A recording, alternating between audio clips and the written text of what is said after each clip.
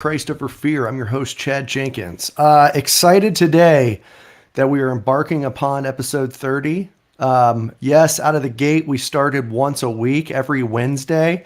And I quickly realized that was probably unsustainable for this guy. So we backed it down to once a month. The first Wednesday of every month is where we have a guest here on Christ Over Fear to share their story of what Christ has done in their life, and just to be really what the tagline of the show is raw, transparent, real. And we've had unbelievable guests on Christ Over Fear for the last 29 episodes, and I'm excited about the 30th episode today with Detective Mike Baldwin, who's retired from the Surprise, Arizona Police Department. So Surprise, I almost said Sunrise. Surprise, Arizona Police Department. He did over 20 years with Surprise PD, all the way from a SWAT operator on their SWAT team to a DEA TFO task force officer, and ended his career as a senior and detective and investigator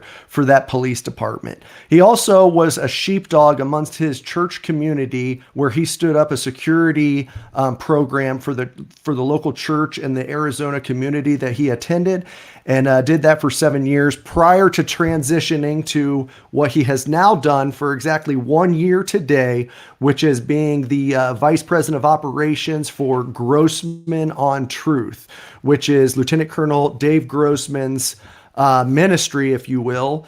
And we actually had Lieutenant Colonel Grossman on last episode for 29. So I kind of get a 2-for-1 with being able to bring on the man who runs the show behind the scenes for Grossman on Truth, none other than Mike Baldwin. So let me bring him on.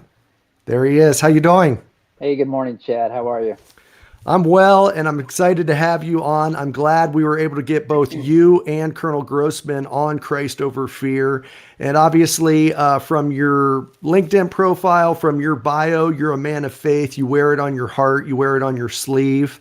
And so I'm excited to have you on. I love having law enforcement on as well, because I think it gives another aspect to this show, Christ Over Fear, where obviously we're geared toward the combat veteran community, because that's the community I was a part of. But I was also a part of the law enforcement community with the being an FBI agent as well. So when we can get individuals like you who have done it for over 20 plus years to kind of shed light on the difficulties of being in the law enforcement community, from probably when you started all the way until you retired in there. But I just think it's a light that a lot of people need to hear from, especially firsthand accounts and real world experience. So I thank you for coming on.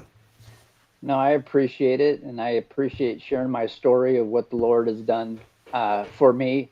I never want to be ashamed of Jesus Christ, and I know that He helped me, put me in my law enforcement career, helped me through it. I can recount stories of where I wouldn't have been able to do certain things without His help, and then how He's led me to transition. Yeah, a little bit scary doing something new, but I have to be willing to trust Him, and He's never let me down. Yeah. Well, and that's just the truth of it, right? Is is when we have to step out in faith and take those bold steps of faith. And it's not blind faith. I'm studying apologetics right now, because that's what kind of a nerd I am. But just learning how, it's not blind faith. We have evidence of what He's done in our lives, but then we obviously have a plethora of evidence of what He's done through the Word of God and through the testimonies of so many in the Bible. But when we're doing it ourselves, and when we're the one that's walking that walk, it can sometimes be a little daunting. So I'd imagine, the last year of stepping out in faith and moving your family, your wife and you, has been a big transition. And how has that gone? Yeah, there's been some ups and downs. There's been times of being away from family for the first time in our married life. Our children are in different parts of the country. Her parents, my mom, and sometimes we're here in this little town in Illinois, and it's like, hey, we feel alone, Mm-hmm. and but that's when I have to trust Him, and He's promised that He would be with me, and the Lord has been with us, and so we're not alone. But you can easily get discouraged when you put your eyes down. But you need to have your eyes up on the horizon, looking ahead at what's next for you. And you have to put your money where your mouth is. These are things where I would teach my kids about having faith. And now you actually are the one that's doing it. Okay, Lord, you brought me here. You put me here for a reason. So, what is my reason? What is my mission? What is my cause? And working with Lieutenant Colonel Grossman, I see what the mission is. I see what the cause is. When I get emails back from military men and women, law enforcement officers, on how he has impacted their life, that's very rewarding. Mm-hmm. Oh, I bet it is. But I appreciate your authenticity on the loneliness aspect. And I think it's powerful, even with you and your wife. And it sounds like both of you are of a man and woman of faith. But however, we got to talk about that, especially law enforcement community or combat veteran community or active military community, first responders.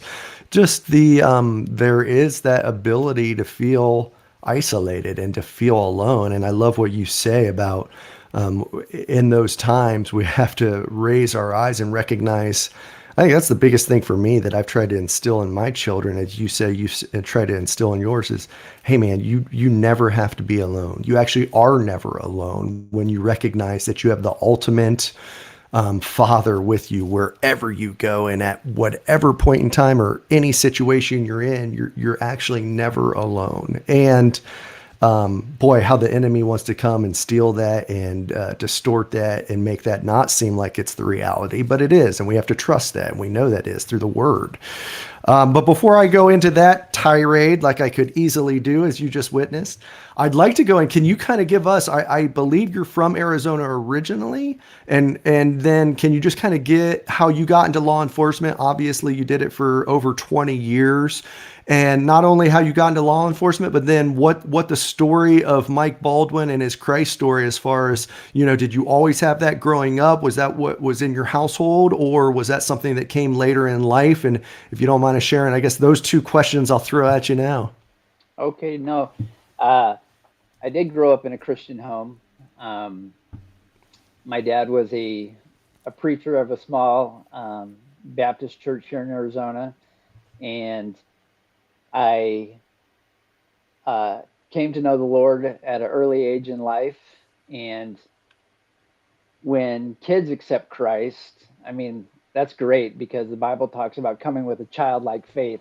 You don't understand everything about the gospel. You don't understand everything about the Bible. You still don't. But you accept Jesus and what he said he would do for you and forgive me of my sins and come into my heart. And so I tried to live for him. I went to a Christian college and I was going to be a high school teacher and a basketball coach. And that's what I did right out of college. I coached high school basketball for a few years, about 6 years in Arizona. And one of my players had graduated and he called me up and said, "Hey, coach, I'm going to be testing for Phoenix PD this coming week." And I'm like, "Man, that's great. You'd be a good police officer." This kid always worked hard, clean, um, no issues with his background. And then he said, "You should come and test with me." And I'm like, "There's no way. You don't get paid enough to get shot at. My wife wouldn't even want me to be a police officer. And I don't even know what's on the test and how to prepare." And my wife came home and I told her what this kid, Ricky, had said. And she's like, "You would be a good police officer." And I looked at her like, "You got to be kidding me." So there were some things happening at the school, some transition. And so, again, when you look back now with 2020 vision, you see how God had a plan. Mm-hmm. And it wasn't my original plan to be a police officer. But once I transitioned, I wanted to be a good one. So I went down, I tested for Phoenix PD. I passed everything, had to go out and do the physical that afternoon. It was August, 2 o'clock in the afternoon in Arizona. Had to run the mile and a half, smoked it because you're in good basketball shape. and push-ups, sit-ups was nothing. And that got the ball rolling. And so uh, back then, there was hundreds of people wanting to be police officers. Um, Not like today's recruitment where you're just grasping, trying to get guys to come on board. And I put my name out with several different agencies, and I originally got hired with an East Valley agency, the Chandler Police Department, but that was about an hour from where I lived. And my wife and I my wife had twins, Mm-hmm. and boy and girl twins, and I wanted to be closer to home. And so after I finished the field training program with the Chandler Police Department, then I lateraled over closer to home and joined the Surprise Police Department, where I worked for 21 plus years. And so, Surprise Police Department is really the first police department once you did that lateral transfer. I mean, you started and finished with them then. Yes, and so I did pretty much everything you could do, except super high rank and be the chief of police. But there were times working the graveyard shift I was a senior officer on, and I was the chief of police. Mm-hmm. I made decisions because decisions needed to be made. And my career was not without its bumps and was not without its trials and tribulations. I enjoyed being a patrol officer. At the same time, I joined our SWAT team. We had a part-time SWAT team, and I was point man on the entry team. Mm-hmm. And again, you want to talk about guardian angels watching out for you.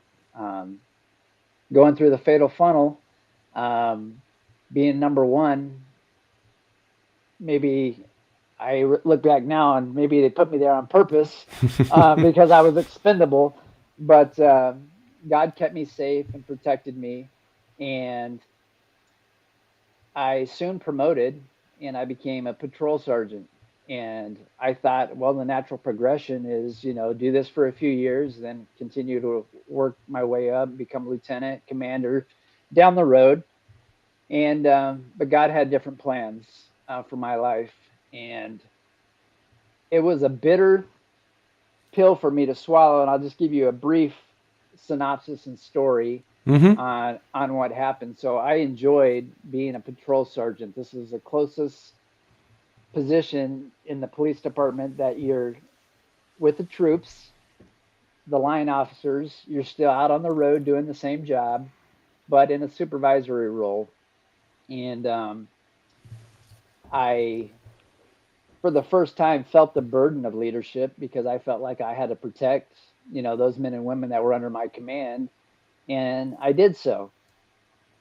At the same time, we had a bad guy in our city. He was a gang member, had just recently been released from prison, and he was committing crimes all over the city, and they were violent crimes. A couple drive-by shootings, one alleged kidnapping, another aggravated assault where allegedly he held a knife to someone's throat, and we needed to find this guy and get him off the street. That's exactly what I became a police officer for.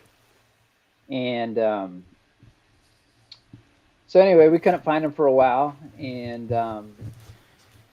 one night, a guy on my squad, he was a hard-hitting officer, working graveyards. He arrested somebody like at 1 a.m, and they immediately called for the sergeant to come over. And this guy wanted to trade information. Mm-hmm. He knew where the bad guy was. Allegedly, they were boyhood friends. They'd been in the gang together. They'd been in prison together. So I vetted all this information to make sure he knows what he's talking about. And I made a deal with him that I wouldn't take him into custody tonight. I would long form his charges, and he would have 24 hours to give this bad guy up. And I was trading information for a bigger fish. And that was not uncommon to do. But in this particular case, I ended up getting in trouble for it just through some of the politics at the police department. And I found myself under an internal investigation. I had a lieutenant and a commander who were upset with what I did and said, "Who gave you the authority to do that?" And I said, "Well, you did.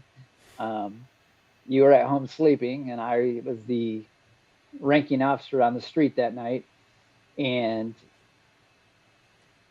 trying to make the community safe for a guy we couldn't find. I'm trying to catch this guy." So, anyway, some things didn't work out the way I had anticipated, and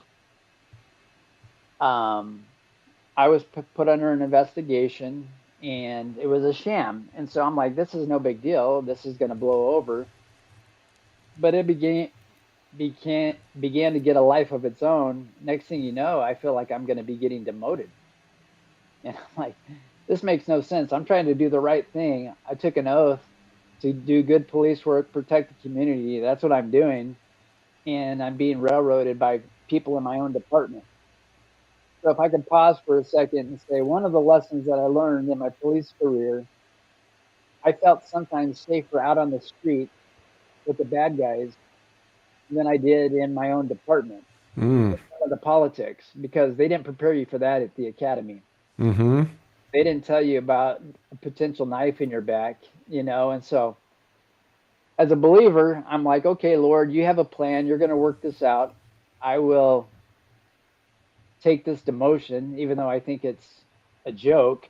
And long story short, the guy who was supposed to give up the information did not do so.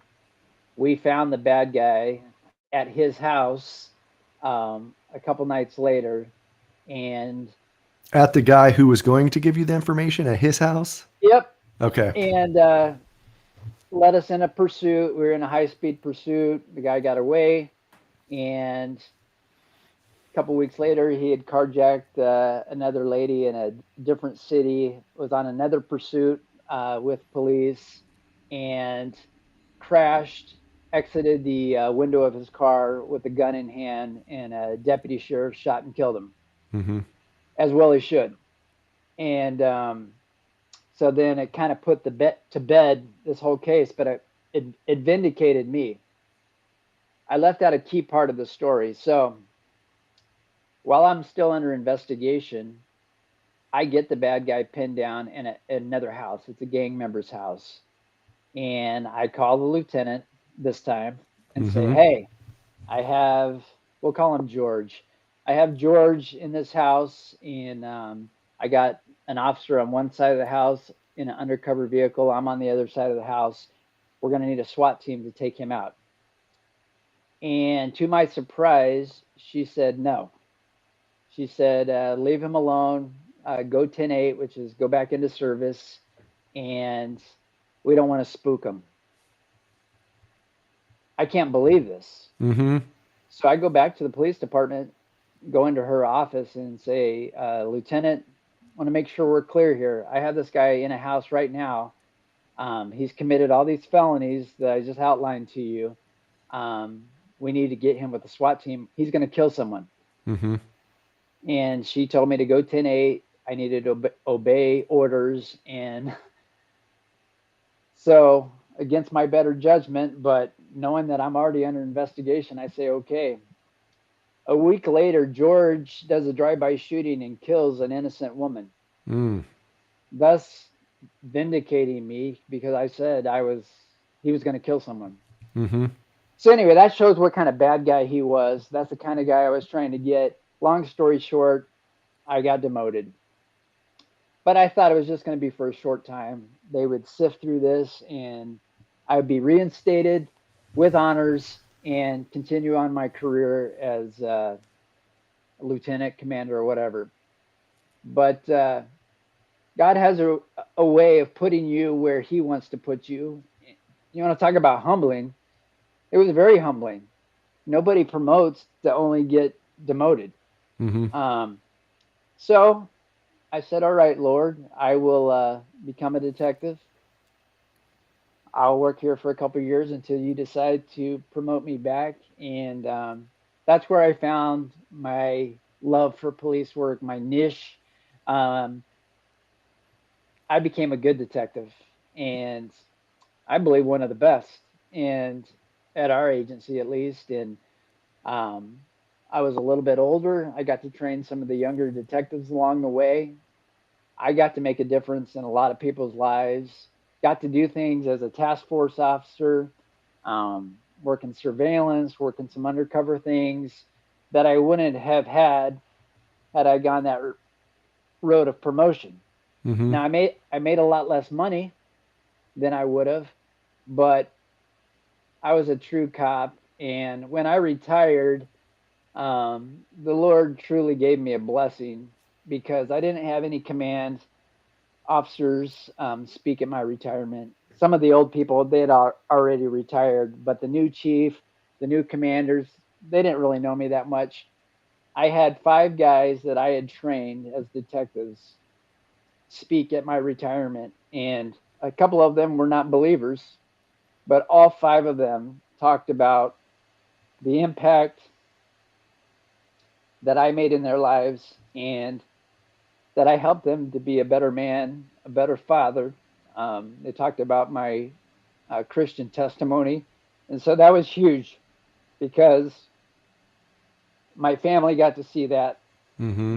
They lived through this career with me and they heard all the negative stories, but they got to see on this retirement ceremony some guys that I had made an impact in their life. And so that was truly a blessing.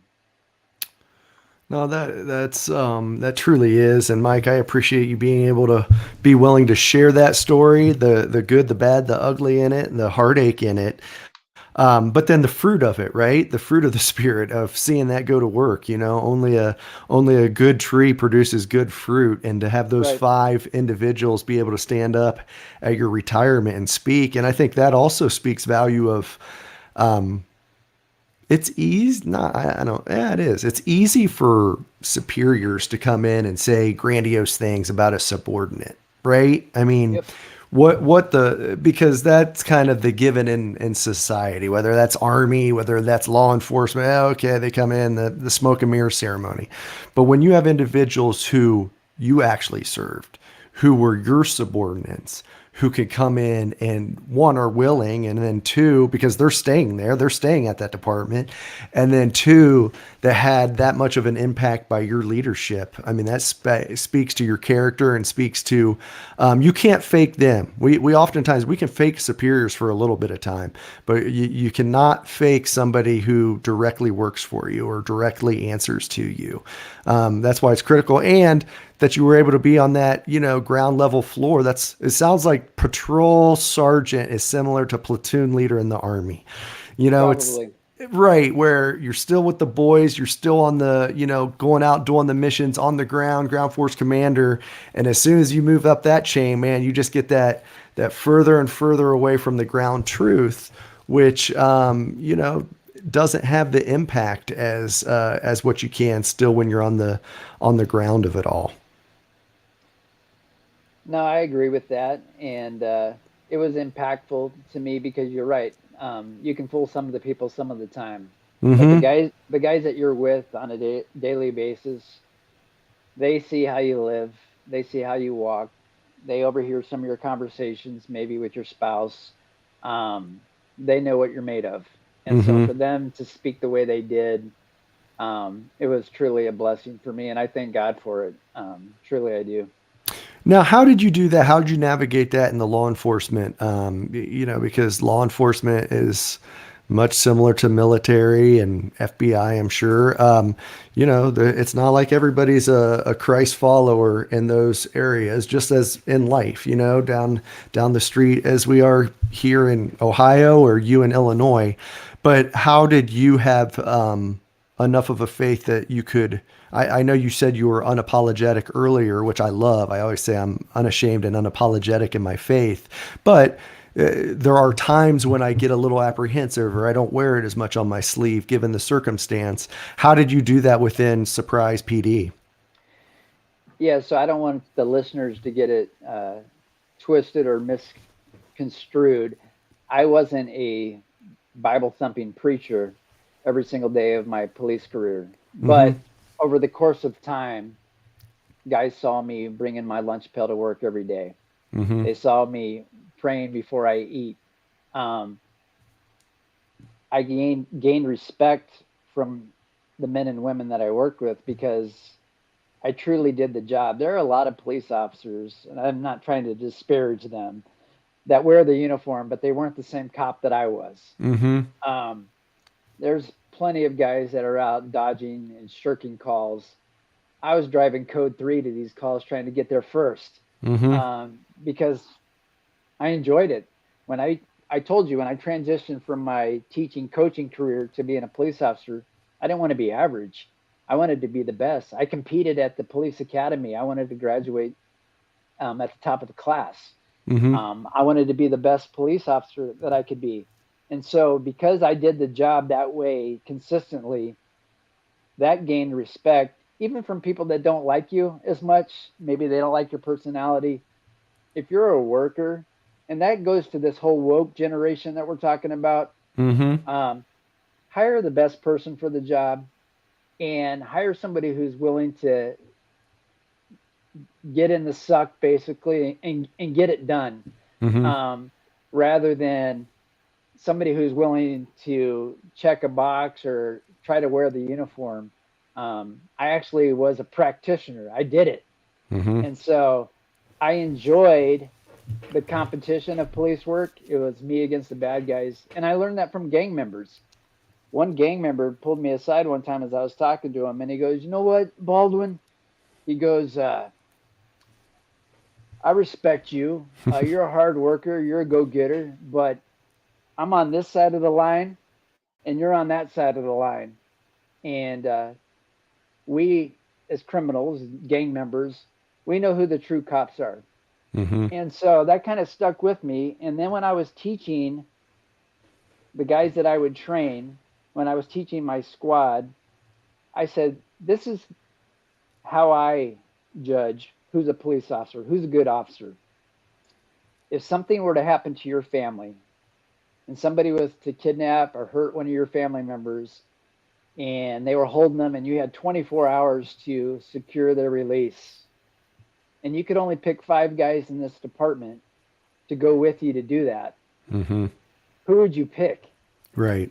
Every person goes, "Oh, let me think about that for a second." Right. Okay, Baldwin, you'd be one of them, and that's all I needed to know. Uh-huh.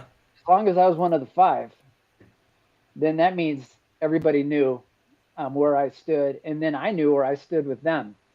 And so it was kind of like a challenge to them to make up that group, that band of brothers who would hopefully we'd never have to do something like that. But Right. are you willing to do what is necessary to get the job done? Now, let me ask you this, just because with your background and with the audience that, Christ Over Fear has, there's a lot of law enforcement as well. How did you transition every night you went home or every day you went home to go through that door and kind of take off the detective Mike Baldwin or the SWAT operator Mike Baldwin or the DEA TFO Mike Baldwin to be the father, the husband, the head of house Mike Baldwin? Because I think that has got to be extremely challenging, especially for young officers out there who go to battle each and every day. They put on the gear, but when they come home, it's difficult to transition back out of that. And that's a good question. That's a good point, because in the police academy, and I suspect in the military too, there's tons of infidelity. They taught us at the academy that you'll probably get a divorce within 5 years of being a police officer, because that's what the career is going to do to you. Well, I've only taken a couple oaths in my life, and one oath that I took was to my wife, and I didn't want to get a divorce within 5 years. I thought that was ridiculous. And any Mm-hmm. instructor that's getting up in front of the class saying that that's what's going to happen, I'm here to try to prove you wrong. As police officers, military, there's a lot of alpha males and men and women, and you got to show this bravado or no fear when you're out doing the job. And part of that, I do believe the Lord helped me, because I'm not a big guy. Um, but I went into some stuff against some bigger guys, and the Lord gave me the gift of talk. Um, and I talked so many people into handcuffs without having to fight them. Um, the verse in Psalms where it talks about in the 23rd Psalm, yea, though I walk through the valley of the shadow of death, I will fear no evil, for thou art with me. And I'm like, God is with me. And then I always talked about guardian angels in the following verse, in verse 6, surely goodness and mercy shall follow me all the days of my life. And I'm like, that's the name of my guardian angels, surely goodness and mercy. And they're going to follow me all the days of my life. And so that gave me confidence when I was out on the street. But to answer your question, when I went home, I wasn't Officer Baldwin. I was husband, I was dad. There were a few times that I had to decompress a little bit before I talked to people, just because of the things that I had seen that day, or just the experiences that I had witnessed, because you don't want to come home right away and just start dumping, unloading on your wife on how terrible it was. Now, I did do that sometimes, and to her credit, she would put up with it and listen. Um, but I shouldn't have. So it did help me not to live in my city. When I moved a little further away, I got about 30 minutes to drive home. And in that drive home, I was able to decompress a little bit. That way, when I hit the threshold of my door at home, I was okay Mm-hmm. mentally. And there's a lot of officers that are dealing with different things. We're almost expected nowadays, I feel, to have all these emotional scars and PTSD from things that you saw. And um, I would say I was able, because I lived in a Christian home, I had an outlet that some people don't have. I didn't medicate with alcohol. I didn't come home to a unrestful house. My house was always my place of calm. Mm-hmm. My wife was calm. My children were pretty well behaved. And that was my safe place, is when I got home. I didn't have too many officers over to my house, um, because that I protected, the sanctity of my home for the most part. And so how I transitioned, I think decompressing on the way home, sometimes talking to the Lord in a word of prayer, and then if my wife wanted to know about how my day was, sometimes I'd have to say, hey, give me a half hour first, and then we'll talk about it. And then once I started to unload, it becomes emotional. And as typical, you talk about the bad stuff that happened. You Mm-hmm. don't talk about all the good things that happened. And so her idea of the police department, from my stories, was, a lot of times it was a terrible place to work. Sometimes it was, but it wasn't always that bad. Yeah, but I think that's actually the recipe that people need to hear. And I'm glad you shared that, because where I think a lot of us, myself included, what I did for years is I would just internalize it so much. Yeah, I could decompress it, but I never shared it with anyone else, and never shared the good, the bad, the ugly, even with my spouse until years later. And that's actually from a like a healthy standpoint of, like, she was not, no, you got to know where to draw the line on, sharing some very emotionally difficult things that you witnessed and endured. I don't know how granular you go in that, but giving that where she feels like she is your helpmate, your other half in and going through that together. I think that is a recipe for a successful marriage, especially for ones that endure, where the professional endeavor of, whether it's the male, the husband or wife, is more emotionally challenging. I think that can help in providing that connection amongst the two of you. No, I agree. And I've had other officers, partners of mine, that were kind of like you. They said, I don't talk about work at all when I get home. Well, that was the opposite for me. My wife wanted to know details, and like you said, um, I didn't share them with them all the details. Right. How do you describe the smell of a decomposition body going into a dirty, nasty heroin den? Right. Um, you can't even provide those details. You can take a picture of it and say this is how bad it was, but um, they wanted to know some details, and by me sharing, then she knew better how to pray for me. Mm-hmm.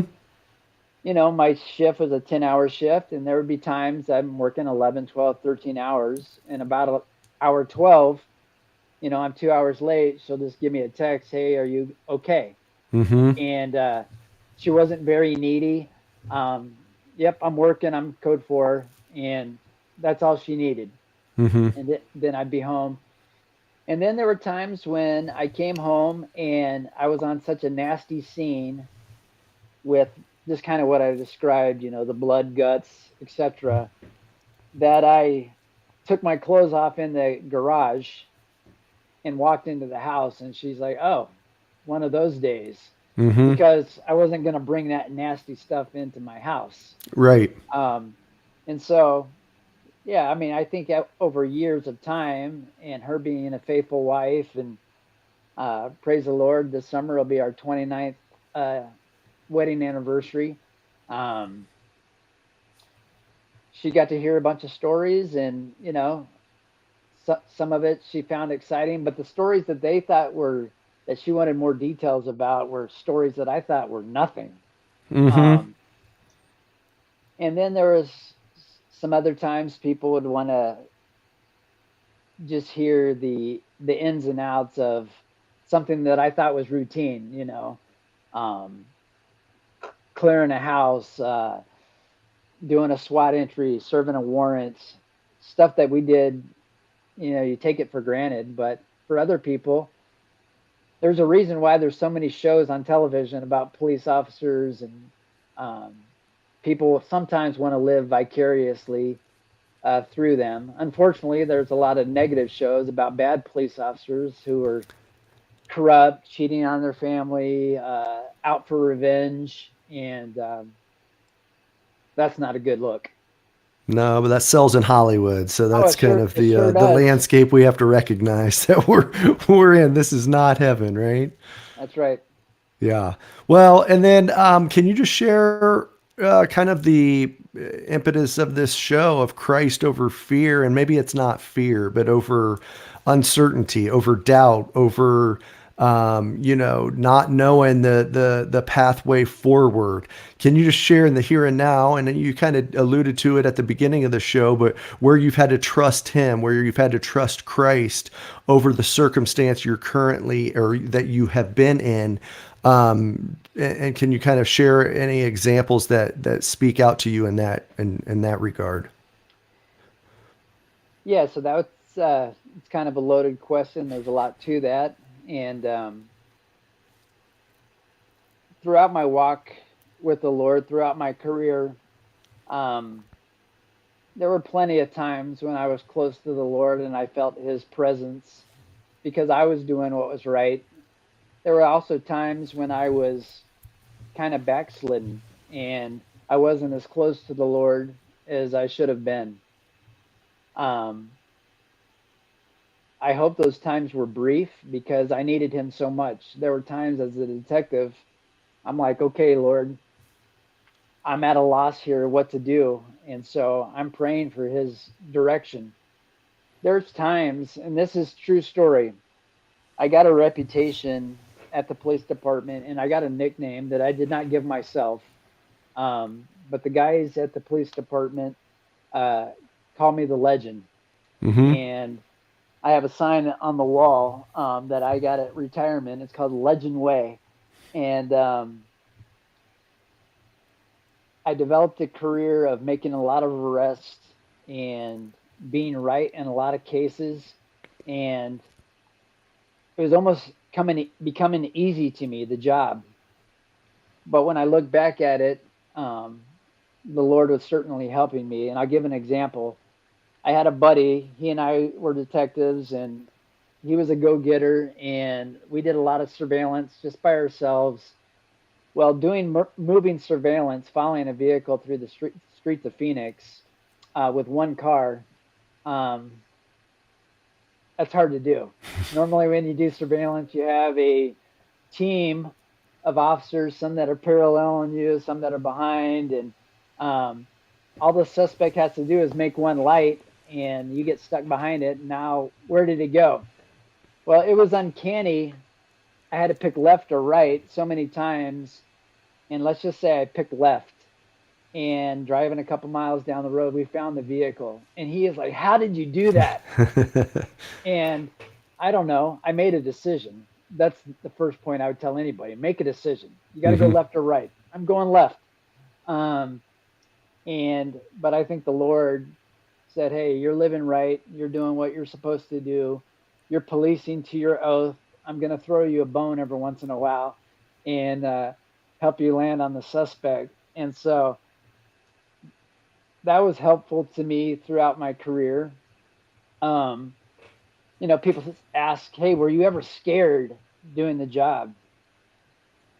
And I'd say, yeah, I had a healthy fear um, of the bad guy and what he could do to me, but I also had this confidence that would help me walk through the yard with pit bulls. You're going up to a drug house, the people are going to be armed, they don't want the police there, and finding a way to make entry into the house, to communicate with people, to get people into custody safely.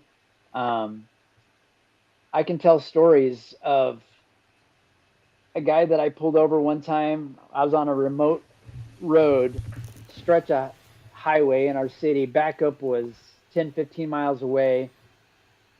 Radio's telling me this guy has a felony warrant, and he has his arm out the window, and he's been to prison and has the tattoos to prove it.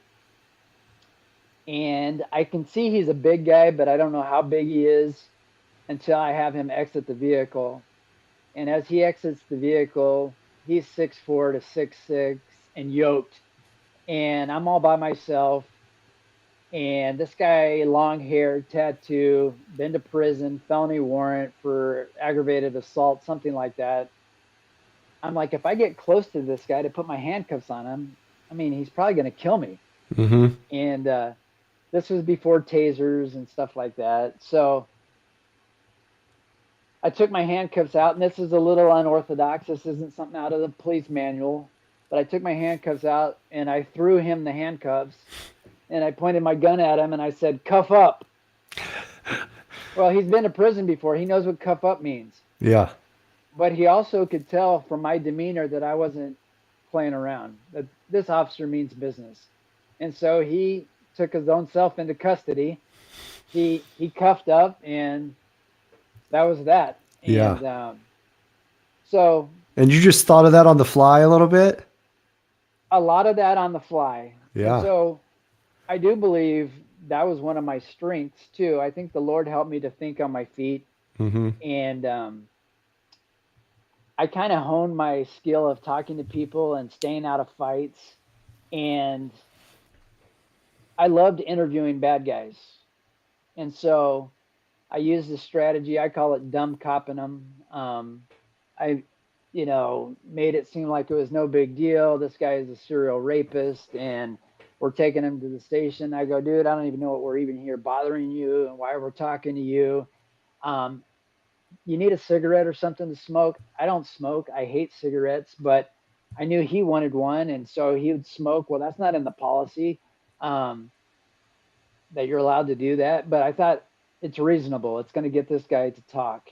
And he's going to trust me. And so I developed and built a rapport with him. By the time we went into the interview room, I didn't treat him like the normal police officer would treat a serial rapist. I was kind. You need something to eat? You need something to drink? Let me take these handcuffs off you while you're in this room. And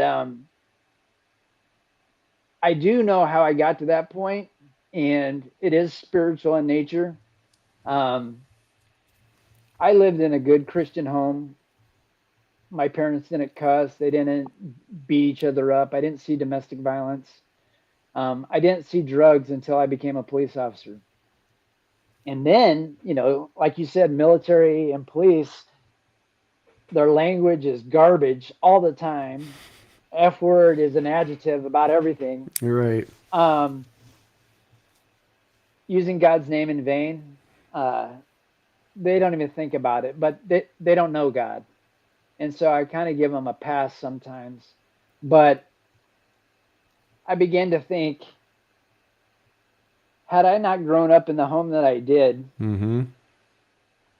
because my dad adopted me. He's not my Baldwin's not my original name. Mm-hmm. I was adopted as a young boy and I was put into this home. And had God not placed me in this home with this man who loved me, loved my mom, and showed me a good example, I would be this guy out on the street, this guy that I'm interviewing, Mm-hmm. this guy who's using drugs, this guy who's constantly shoplifting, hopefully not a serial rapist, but possibly. Mm-hmm. And so I began to see the humanity in it. And I began to see, look, they're going to jail. They're going to go to prison at the end of the day. That's my mission. Mm-hmm. But I could still be kind to them and I could still talk to them. And this is a true story. We had a murder suspect. He and another guy killed two women on Super Bowl Sunday several years ago. They were in a retirement community. The two drug using guys uh, were looking to burglarize a house to get money for drugs. They found an open garage in this retirement community, went in. There were two women inside. A lady had just had her friend fly in for the weekend just for a visit. And instead of just stealing from these women and committing a burglary, they shot and killed them in cold blood. Mm. And it took us a couple weeks through a bunch of investigation. Very cool how that all worked out, where we identified the suspects. And so we did a SWAT hit on one of the houses, got this guy into custody, bring him back to the police department. And I'm not doing the interview. Two other detectives are interviewing him for 2 hours. He denies everything. He says he was there, but he's not the shooter. He had no idea why they were there. Blah, blah, blah. So then they said, hey, Baldwin, will you take this guy out for a break? And I said, sure. So I took the guy outside at the police department and murder suspect, he killed two innocent women. I want to punch him right in his throat, Mm-hmm. but I'm kind to him. I talk to him. I say, hey, do you want a cigarette? He says yes. And I've learned that people will talk with this cigarette in their hand. It helps relax them. He's smoking and we're talking. And then I pick up on some vibes that he had been in church somewhere in his life. He believes in God to some extent. And I talked to him about, do you believe in God? And he's like, yes. And I said, do you believe, God will forgive sin? And he's like, yes. And I go, he will. That's what a gracious God he is. And I said, do you think that there's people in the Bible that committed heinous sins that God forgave and that are going to be in heaven someday? And he's like, I guess so. And I gave him some examples. Mm-hmm. King David was one that committed murder Mm-hmm. and adultery, and he's a man after God's own heart. But he repented and God forgave him, but God still judged him for his sins. But he was in the line of Christ and he's going to be in heaven. So after talking to this guy, being kind, sharing that kind of dialogue with him, he went back inside and within an hour confessed that he was part of this murder, double homicide. And I think that was a unique way where I wasn't the lead detective on this case, but I was able to help use my faith to talk to this guy. Now, early on in my career, that would not have happened. Mm-hmm. I would not have talked to him. I would not have offered him a cigarette. I wouldn't have been that kind to him because he's a murder suspect. I'm going to be mean and rude, and I wouldn't have beat him up or anything like that, but I wouldn't have been nice to him. But it had to be a change in my heart Mm. that I had to say that could be me Mm-hmm. if it weren't for Jesus Christ in my life. And so I used that to my advantage, and that's a success story right there. Heck yeah, it is. And I tell you what, that's what, especially until you ended it just now the way you did, which I'm glad you did. But I was going to say all of those things that you were talking about the motivation of you and trying to build rapport and trying to, ease them and relax them and have them trust you. What it's about though is what you said. It's about your heart's motivation because they trained us that in, interviews and negotiations or interviews and interrogations 101 at the FBI Academy, but it had no biblical sentiment whatsoever. And the Right. difference is what your heart was. You actually were showing empathy, compassion. Now I love what you also said too though, because I get that. I think it's also when we really look at ourselves, we are created in the image of God. So yeah, while you still had disdain and you had hatred for the heinous crime that was committed and you wanted to seek justice, that's the beautiful thing about Christ, and Christ being the only one that can emulate that perfectly is both truth and love, or I guess all three: truth, love, justice, all of those. He does it perfectly. Will we get off course? Yes, because we're human, but that you had that heart that was after justice, but also the compassion that comes with it. I think that's powerful. That's an awesome story. No, it is powerful. And as Colonel Grossman talks about in his presentations, he starts them off with the Pledge of Allegiance. And at the bottom, justice for all.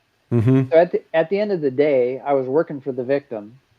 Um, I wanted to get justice. At the same time, I can treat this guy like a human being because Mm-hmm. he's made in the image of God. Ultimately, who am I working for? I'm not working for the chief of police. Right. I'm working for a higher calling, and I need to please him, and I need God to say to me someday, well done. Mm-hmm. And I can't say that every day was a home run and every Right. day was a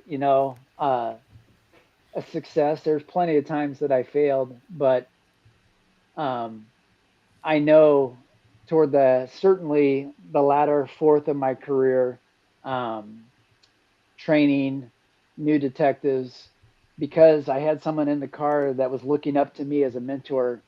I had to I had to live right. I had to police right. I had to show them why it is that we're going to work hard, why it is we're going to work overtime, and it's all these things. Um, that I'm a Christian, that I'm a good police officer, that I want justice for all, that I work for the victim, and I think they saw it. And Mm-hmm. so, sometimes you've heard that adage, uh,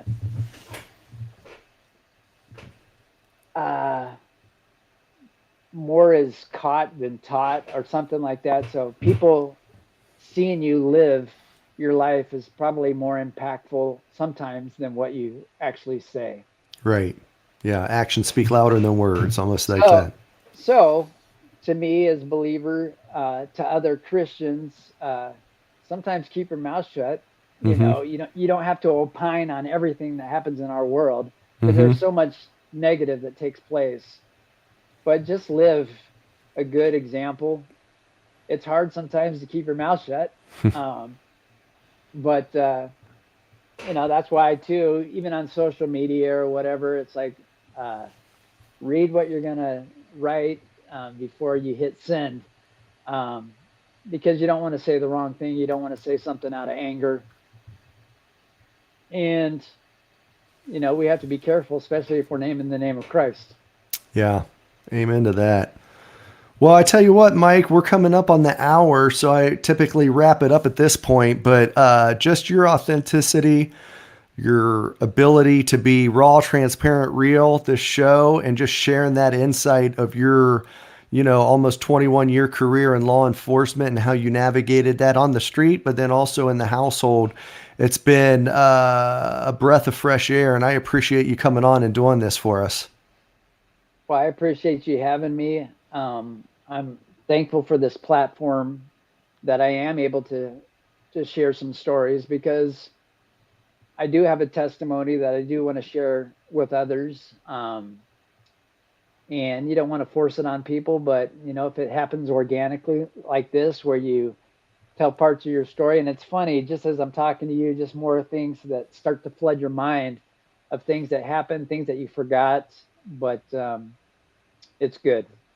Well, and what's neat about it too is that's where I think we're individuals who might be on the fence out there. That was the whole premise behind this show, is to invigorate or maybe light the fire of those who maybe have lost the flame a little bit, or for those who are on the fence and are, have walked the walks that maybe you and I have walked, but they don't know the Lord yet, where it's a place where they can come to hear individuals that they may have known or respected and to hear their testimony of Christ. I think that gives power. Obviously, the Word of God is the first seed that needs to be planted and to point to them to there. But then if they can hear the testimony of others that they respect or they can relate to, I think that helps shed the goodness of Christ as well. So that's what this is all about, and I'm glad you were able to do it. And I'm glad you were able to do it for the law enforcement community, because I have plenty of individuals from my background from the law enforcement community that I can point this episode to as well.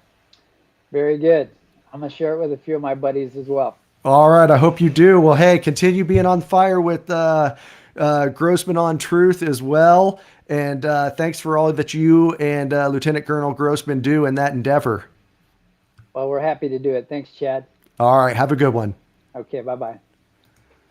All right, folks. Hey, that was episode number 30 of Christ Over Fear with Detective Retired Mike Baldwin of the Surprise, Arizona Police Department. Now he's the Vice President of Operations for Grossman on Truth, Lieutenant Colonel Dave Grossman's ministry. And 20 plus year career in law enforcement. He gave his heart to us today and shared a lot of nuggets that I think we can all take with us. So I hope you enjoyed the episode as much as I did. And until next time, continue to fight the good fight. Thanks.